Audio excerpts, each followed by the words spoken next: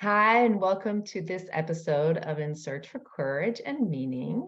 I'm Abby Keene of Abby Keene Healing, a healer, coach, body worker, and mainly a human being searching for courage and meaning in my own life, and having fantastic conversation with fellow human beings who share my passion for very deep questions and inquiries, and bringing them out in interviews with a hope that it can inspire you, whoever is there, to listen and go deeper and live more authentically and truthfully, I guess.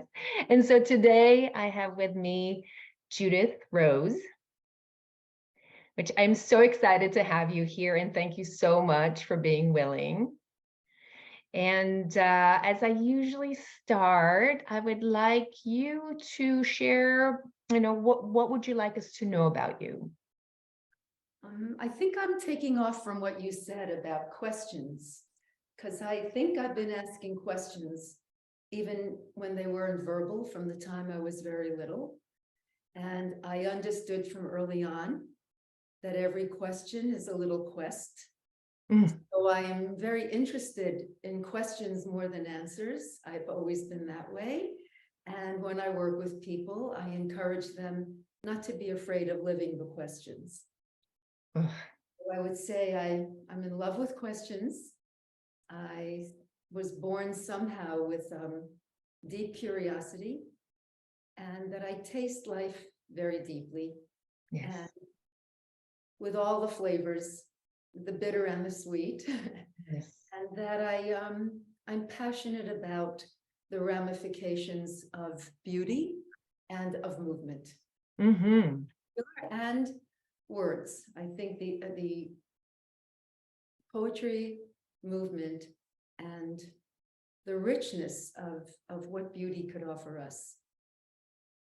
Yes. And so thank you, because you are segueing me to the first topic that I really wanted to bring up with you, which is the question of beauty. Because specifically, and I'm going to let you say more about it, we are at a day and age where the standards are really strange when it comes to beauty and what we revere. And I think it puts a lot of pressure on us to look perfect, whatever that means. And so would you be willing to open up this topic for us? I'd like to start, Abby, by telling you how grateful I am that I come from a lineage of grandparents on my paternal side whom I never met, but who I feel are influencing me and inspiring me from the beyond. My grandfather was a mystic. He was a sacred scribal artist, and he lived in Jerusalem. My family comes from Jerusalem. My father was an 8th-generation Jerusalemite. And as I say, even though both my grandparents passed on to the next realm before I was born, I feel that I was somehow imprinted with this deep connection to the mystical realm, to a kind of curiosity about the vertical. And in that vertical, I learned about the Sephirotic system of Kabbalah. And that's where my understandings of beauty really began. Because without going into a lesson on Kabbalah, there are different qualities that we see both in the world of the people here on the earth and in the realm of the mystery and the divine realm, call it what you will. I think the word spiritual has been overused, so I'm going to call it the mystery realm. Those qualities, like every spiritual system, has been placed into a kind of rubric, a structure, a landscape, a map. So the Catholics have their 7 sacraments. Yoga has its 7 chakras. Kabbalah has its 7 sefirot. Sefirot related to the word sapphires, 7 jewels that are qualities that we share. The 2 realms share and converse between each other. And one of the deepest of those qualities, those sefirot, is the quality of Tiferet. Tiferet is right in the dead center. It's in the heart center of what the rubric is called the tree of life. And it has many translations, that word. And that word has helped me understand the secret of what beauty is and what beauty is not. Because the Hebrew word is tiferet, usually translated as beauty, but it also means the following. It means balance, integration, wholeness, and truth. So that's where I take off when I look at the subject of beauty. And you may have already, I know you grew up in Israel, but if you had any education here in this country of the poets that we all studied in high school, one of the most famous ones was a man named John Keats. Didn't have a very long life, but he left a rich legacy. And he too was fascinated with the mystical side of beauty. And he wrote a very famous poem. And the line that I'm taking out is one that many people know. Beauty is truth, and truth is beauty. That's all ye need to know. And I feel that that is the beauty that we need to talk about. Beauty that's in the essence of things, the essence of words, the essence of lines, the essence of fragrance, the essence of each of the senses. And that kind of beauty is, I'm going to use the word classical. It's classic. It's here forever and always. It's not dependent on someone's age or on how many wrinkles they have or they don't have.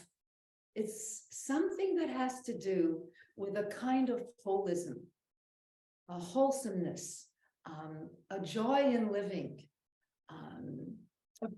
I don't want to use the word purity because it gets into something that it's not, but a kind of a sensibility of rightness, and an aesthetic principle, a deep aesthetic principle that's at the core of it.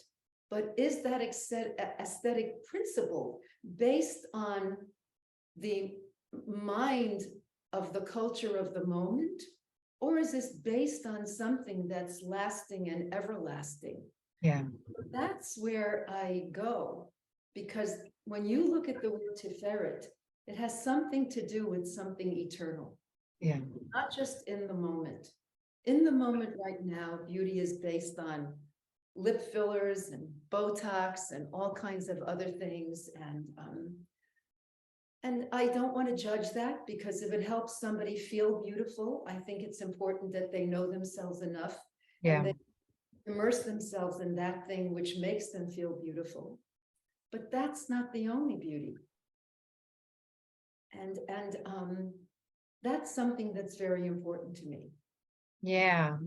And I mean, just the words, I just loved how you presented it just now. And it's something that I feel very strongly about, and yet I see my two sides, and there's the side that recognizes the truth of what you're saying, and at moments I also recognize it in my life, and then there's a side of me that gets kind of dragged into the beauty of the moment, that cares so much about how I'm perceived, how I'm seen, how I look. And again, I hear you. There's nothing wrong with that, but sometimes I feel that there's a kind of self-betrayal when I funnel my energy into being beautiful on the outside. And I'm wondering if you have any guidance as to how to move towards that internal beauty into truth. And be able to shed and let go of the things that are more fake, I would say, if that's okay to use that word. Yeah. I'm going to say something that I didn't expect to be saying, but since we're speaking truth, first of all, I'm in it with all you, everyone. I go through these same things, Abby. I have to stop myself and catch myself. But what I'm thinking and seeing as I listen to the culture, and I want to be part of the culture. I have granddaughters whom I love and adore, and I want to be able to be relevant to them as they are to me. But what I see especially now, and perhaps it was aggravated by the pandemic, is an unspoken tremendous amount of fear. Mm. And a fear at looking at loss, and a fear of mortality, and a fear of not being the way you were, of holding on, being afraid to let go into where you are in the moment. Yeah. Something beautiful. Everything that Rumi said was beautiful. There wasn't anything that wasn't.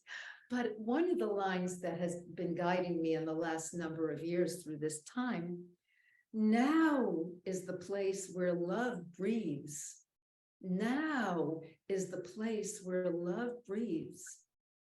So I think, and I know this is a jump to say aesthetics has something to do with it, but if we're gripped and white-knuckled to the wind of life and to the inevitability of loss and change and mortality, I think we lose some beauty. Because then we're not in the now. We're already in tomorrow, and we don't know what tomorrow will look like. We may have an unbelievable bonus coming that we're not even aware of as we get older. My elder years have been far more important to me than my younger years, even though they've presented some deep physical challenges in the last number of years. And I feel like if we can listen more, and that's how I choreograph, just as a PS. Movement speaks to me, and I listen to it. And if we listened more to our own hearts, if we did something that when I was younger, I thought was so quirky, that Louise Hay used to offer us, this mirror work. And now that I'm older, and I'm actually putting together a course for the Learning Collaborative based on all kinds of writings around the subject of the mirror, because this is a fascinating topic for me. Louise Hay guided us that when we look in the mirror, pay attention to that conversation that's going on in your head when you look at the mirror. And I am guilty of this. I do this. I judge myself when I look in the mirror with a fine tooth comb, and I stop myself sometimes and I say, no, that's not loving. So passing the mirror and say, hi, beautiful. I'm so happy to see you today. Rather than saying, oh my God, look at the crow's feet around my eyes. Oh, look at my neck. I need that clip that was in that movie, My Fat Greek Wedding. We don't do that. But to put it in perspective and then laugh at it. Laugh at it. Yeah. And find what's comfortable for you, but not by gripping into the wind of time. Yeah. That's what I think one of the secrets is. Yeah. To breathe, to steady yourself looking at a tree, to remain curious. I think we're more beautiful when we remain curious. Yeah. Yeah. To bite into life, we remain beautiful. That's where we remain juicy, not just in our bodies, but in our spirits. And that's what people see. Yeah. Ourselves. We need to take it back to ourselves. We need to fall in love with ourselves again.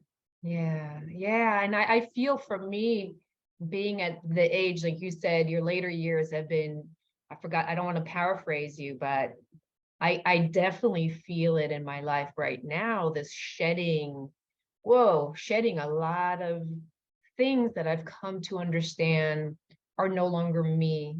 Maybe I needed them earlier in life. Maybe they were help. Maybe they helped me survive. But now I know myself better, and I come to terms with the fact that it doesn't serve me. And the letting go can be really painful. A lot of grieving, letting go of even of the things that, it's like cleaning house and having memorabilia that you love and remind you of something, and that it's just cluttering your space and you need to let it go, but you're sad at the same time. But it definitely provides this opportunity to to find how to fall in love with myself, and that the awareness of the harshness of this inner dialogue of self-criticism and judgment, how it hurts me. And so what you said, this is the long way of me saying what you just shared really speaks to me and touches me. And I want to like jump on the opportunity that you mentioned, movement, because movement is such a big part of your life as a dancer, as you know. Do you mind sharing what is vital movement? I'm still discovering it every day. I called it vital movement back in the 80s when I created it. When I can't say I created it, it created me. I can't say that I created anything. I'm constantly listening to it and being fascinated by it and trying to have a conversation with it. But I fell in love with movement because it was the modality that brought me back to life. So I became my own laboratory, not knowing that I was creating anything. I was just trying to live again. I had been in a coma at 19 after suffering a pituitary apoplexia on New Year's Eve, when no doctors were really around of quality in the emergency room. And I went into a coma, and my mother was told, your daughter will die. And it was miraculous that they didn't pull the plug. And I came out of the coma. I had many years of difficulty and challenge, many ramifications to having had that incident, but I met the beyond. And it galvanized me into life, and I wanted to live, but I needed to heal. And yes, I needed my, at the time, electroencephalographs on a weekly basis. And yes, I needed to swallow pills that I don't do anymore. But at the time, I was in a medical situation. But then I started to find movement. And I crawled back to the living. Wow. Crawled back to the living. I was told by a very famous teacher of movement that I would never be able to dance. And I just accepted that and then went to look for another teacher. And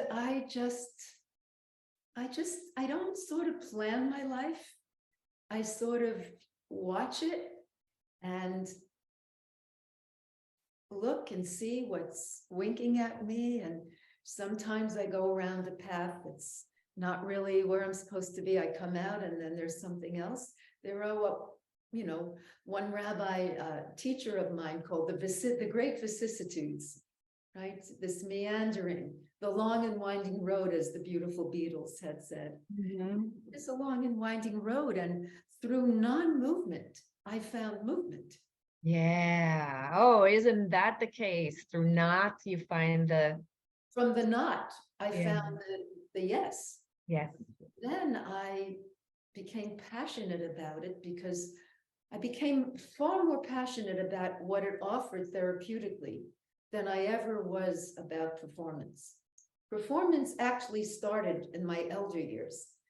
My early years were all about what more could I learn that this thing can offer us to liberate ourselves from some of the fear and the anxieties that paralyze us from being the fullness and the richness of what our birthright is, to live in this world of sensory experience. And the body, we are a soul, a spirit, whatever we call it, in a body. We're meant to be in a body. And so many of us have become disconnected from that body for whatever, and there are many reasons for that. But to come back to the body and the body's delight as it moves in organic movement, movement that was once part of life. Life was movement before computers and cars. We didn't have things that took us around. We walked down to the river. We washed our clothes and we rubbed stones together. We churned butter. We waved our laundry in the wind and pulled it off the clotheslines. We were movement. Life was movement. And yes, I'm not denying that the modern age has given us so many other riches and treasures, but we've lost the movement of organic living, that we didn't even think that we were moving. We were dancing in the wind because that was part of what we were doing. Just think about what all of us were doing 100, 200 years ago, before the Industrial Revolution. There was no life without movement. We Mhm. carried pails of water. We went down to a well, we pulled a pulley. I can't help thinking of that incredible scene in the movie of Helen Keller and Annie Sullivan, where a young Patty Duke is exploring the word water, and Annie Sullivan has her pull the pail, and you hear the singing of that pulley, and then she puts her hand and she says wah-wah for the first time. It was all sensual. It was sensory. Life was different. We didn't tap all day. We were busy doing other things with our hands, right? We were baking bread. We were, whatever we were doing, chopping wood. So for me, vital movement is going back to some of that organic rhythm of life and movement. Mm. And again, with a component of beauty, with a component of truth, Yeah. components of elegance, the elegance of the line, the elegance of the spiral, the elegance of the arc. All of these are beautiful to me. These pure graphic designs that we can create with a pen or pencil, Mhm. can create with our bodies. Yeah. And movement to me is also speaking. Just like words can dance, movement can speak. So my choreography is taken from deep listening to everyday gestures that I then embellish and add on and build these, I want to call them body chanting experiences. But it's also speaking. Yeah. There are words, you know that there are certain words that dance on the tongue. So there's a kind of synesthesia between the arts for me. And I love blending them and bringing poetry into movement and movement into poetry. And always, always with an eye towards design and refinement and elegance, those classic principles, the aesthetic principles, those classic principles of design. And so, but then taking it back for a second, when you were describing about how we're supposed to live, what our bodies are supposed to be doing, what do you think, or from your experience, what is the danger or the result of this non-moving, this way of life where we're sitting a lot and not moving? What happens to the human, or what is the risk of? My private practice, I would say 50% of the people that I see have realized that they are non-movers and that moving has become difficult. Moving has become awesome for them to do. Mhm. Just give you a small anecdote. I worked with the loveliest retired gentleman, in the full sense of the word gentleman. He's a very well-known person here in our community, a great philanthropist. And he came to me and he said, I have one goal, Judith. I'm going to take as many lessons as I need to be able to go on the floor and play with my grandchildren. I can't bend. I can't sit on the floor and play with them. And I'm going to be with you until I can do that. And that's exactly what he did. What an incredible goal. He can't be stiff, unbending, unbreathing, like many of us, holding the breath all day. And after 9 months, it's almost interesting that it was 9 months, we said goodbye. We actually had a little celebration with his wife at the art cafe, ending his time with me. And a few weeks later, I got a photo of this beautiful silver fox on the floor with his grandchildren. Fantastic. And thank you, Judith. Yeah. This was my goal. So many of us make excuses about, I'm going to take the car, even though it's 3 blocks away. Mm. Get out there and walk. I mean, walking, see the world, walk, engage with others, pass by people on the street, pass a tree, feel the wind, feel the rain, feel the cold. I know that's not something you love, Israeli friend. Seasons, be part of the seasons, as Thoreau taught us. Mm, Temperate climate, and we're here because of the changes. yeah.